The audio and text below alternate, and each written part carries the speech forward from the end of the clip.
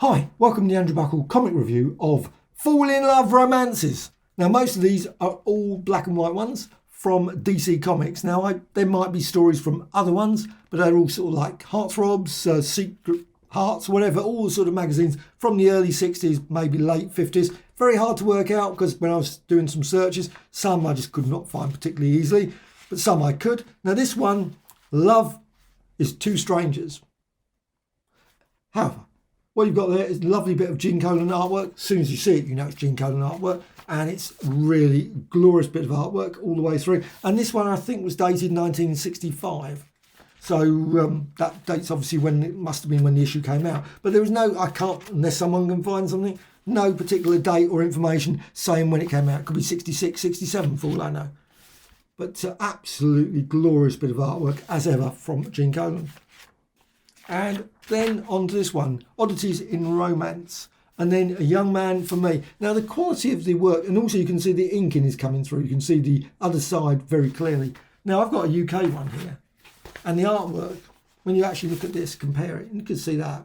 Now, that's not coming through at all. So obviously it's very different paper quality. And not only that, also you can see the sharpness of the inking, which I love these old British comics for that. I think they're just really great for seeing the artwork in its really raw form. Whereas this, you can really, if you crunch up against that, it's really quite pixelated in places, just not as good, and it's quite rough. And I have no idea who the artists are. I'm certain someone below in the comments will say, that's Mike XYZ, Skowalski or something.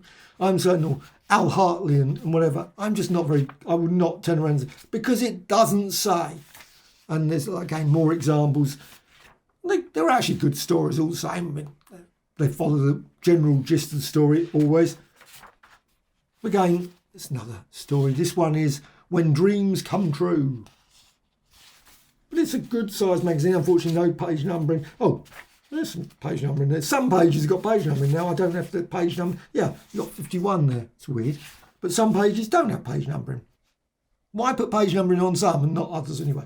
But still, The Sycamore apparently. Here, The End, and Charm in Romance, and then Come Home, My Heart. Another story there. Again, lots of different, variety of different artists. But again, you can definitely see the roughness in some of this, the inking here. Not the quality of the inking, which is superb. Oh, that one's a lovely one. That's beautiful. That's good. And I might be totally wrong that they're all DC as well, because there might be DC, but sometimes what is love? And they've got that there. And again, without knowing the artist, I just couldn't say. And it's not even a title you probably could easily search for, because, of course, probably find loads and loads of people have used that. Truth About Tony. That's probably a bit easy to search for. But again, no information about who the artist is. And got here, New Love for Old. Actually, that one's probably about the sharpest, but still, you can still see through the pages, which is a bit of pity there. But this one, let's say New South Wales. Oh, distributed Australia and New Zealand, of course. And you've got lovely adverts on the back as well as obviously inside. I think it's just great. 2 and 6. Obviously, it didn't cost me 2 and 6, but it wasn't too expensive. And I love these sort of magazines for this just different variety of different. I haven't seen many Canadian magazines recently. I must look around for some Canadian ones. There must be a variety of different sort of these sort of black and white mags in Canada as well, maybe.